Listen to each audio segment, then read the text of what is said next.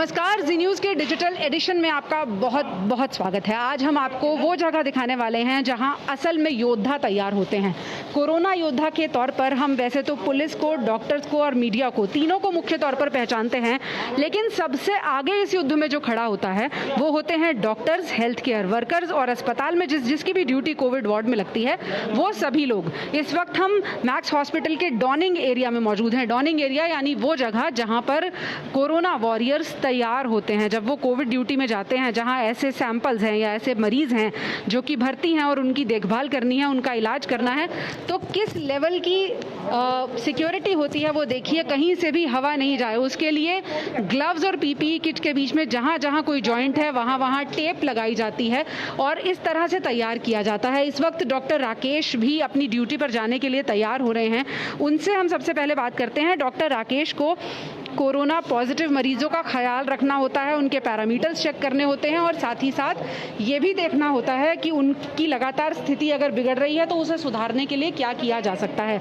Doctor Rakesh, अभी जिस condition में हम आपको देख रहे हैं, इस कंडीशन में रहना कितना मुश्किल होता है? मुश्किल है। जैसे हम लोग ना नॉर्मली 6 घंटे मिनिमम नॉर्मल ड्यूटी 6 घंटे होता है। 6 घंटे में पानी नहीं पी को कवर देने के लिए आना है। तब तक I need to control my vomiting also. बिल्कुल। तो जो बात हम कहते हैं कि जब तक बॉर्डर पर योद्धा को या सैनिक को दूसरा कवर देने के लिए तब कोई नहीं आएगा तब तक वो अपनी पोस्ट नहीं छोड़ सकता। कुछ वही सिचुएशन अभी आप लोगों की भी है।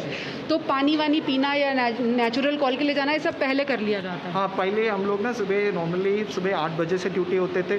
We use to get up around 6:30 in the morning. जैसे 1 घंटे के पहले सारे नेचुरल कॉल्स और पानी सब, ब्रेकफास्ट सब कुछ करवा देते थे हम लोग। फिर 1 घंटे के पहले सब कुछ रेडी होके we use to come to the donning area. बिल्कुल। और अब आप देखिए कि इस कंडीशन में जब इतनी ह्यूमिडिटी है कि हम लोग अगर नॉर्मल भी घूमते हैं तो पसीने आते हैं, इस कंडीशन में जब डॉक्टर्स बाहर निकलते हैं तो कपड़े पूरी तरह से भीगे हुए होते हैं। बहुत सारे हेल्थ केयर वर्कर्स तो 6 घंटे 8 घंटे की ड्यूटी के बाद अक्सर पानी खत्म हो जाने यानी वाटर लॉस होने की वजह से, डिहाइड्रेशन की वजह से बेहोश भी हो जाते हैं। ऐसे भी इंसिडेंट डॉक्टर राकेश सुनने में आए कि जब बाहर निकले पीपीई उतारने के बाद डॉक्टर्स, तो होश भी नहीं आता, कई बार बेहोश हो जाते हैं। बेहोश हो जाते हैं क्योंकि ना हम लोग सारे ऑक्सीजन लेने में बहुत दिक्कत होते थे। इसको CO2 रिटेंशन मानता है। जैसे हमारा कार्बन डाइऑक्साइड हम लोग ही सिर्फ वापस इनहेल करते थे। सो इसके वजह से क्या होता है, मजिल बॉडी पेन्स होते थे और फेंटिंग भी हो जाता है CO2 रिटेंशन से।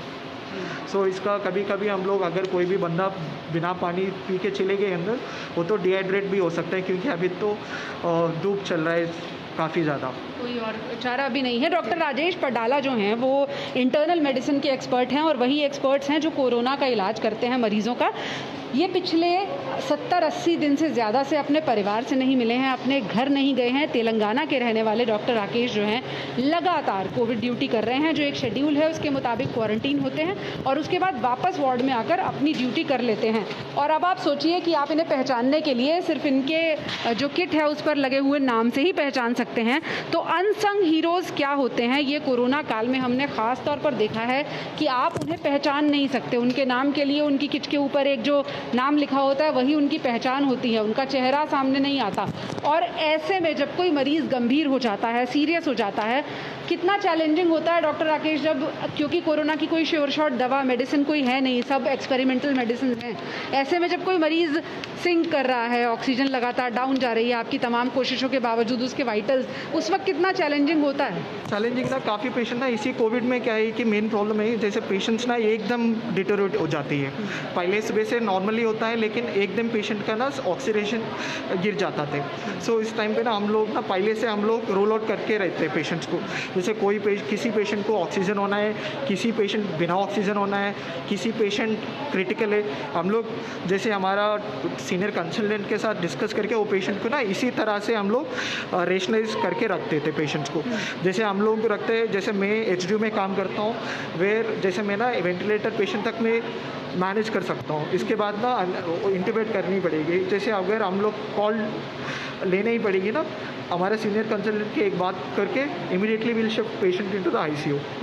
जैसे उसी तरह हम लोग मैनेज। कभी कभी हेल्पलेस फील होता है जब लगता है कि सारी कोशिशों के बावजूद नहीं काम हो रहा है या मरीज़ रिकवर नहीं कर पा रहा, उस टाइम कभी ये लगता है कि इतनी मेहनत की पर काम नहीं आ रही है?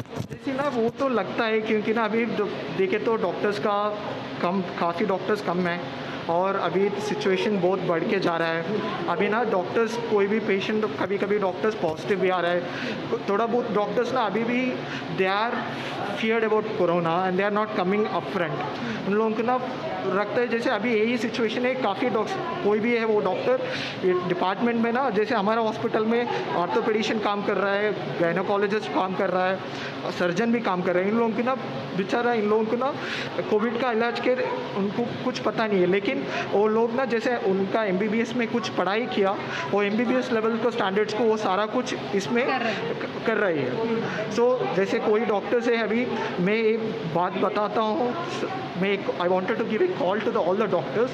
यही डर होने के लिए बात नहीं है। I am working since almost in the March last week. जैसे मैं अभी तीसरे बार जाने वाला हूँ अंदर, जैसे अभी तक मेरे को ना कभी भी कोई मुश्किल नहीं लगा। I am totally safe when I am getting into the PPE। जैसे मैं ये कॉल देता हूँ, जैसे कोई भी डॉक्टर है please come forward and stand with the nation. जैसे हमारे साथ ना काफ़ी काम डॉक्टर्स के ज़्यादा काम सिस्टर्स करता है। The thing what the sisters are doing is an incredible. So they are the frontline workers more than the doctors. They'll be standing behind the patient. They'll serve everything to those people. By seeing the nurses, we are getting so much of motivation. बिल्कुल, जो बात doctor Rakesh ने कही कि MBBS level की knowledge हर super speciality doctor को होती है, क्योंकि उसके बिना वो आगे नहीं जा सकता।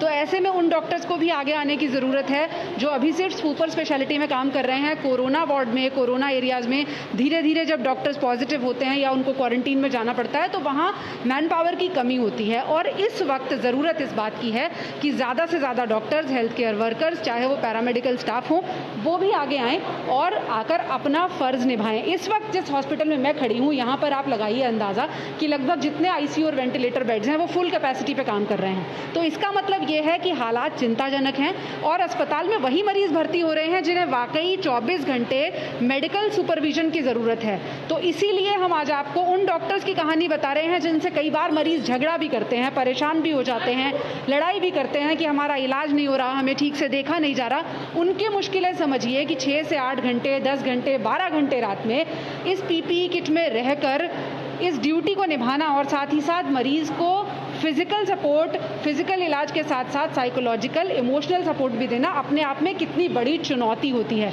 तो इस मुश्किल को समझिए, कोरोना से लड़िए और बहुत गंभीर हालत से पहले ही अगर अस्पताल तक पहुंच जाइए तो डॉक्टर्स का और हेल्थ केयर वर्कर्स का काम भी आसान हो जाएगा।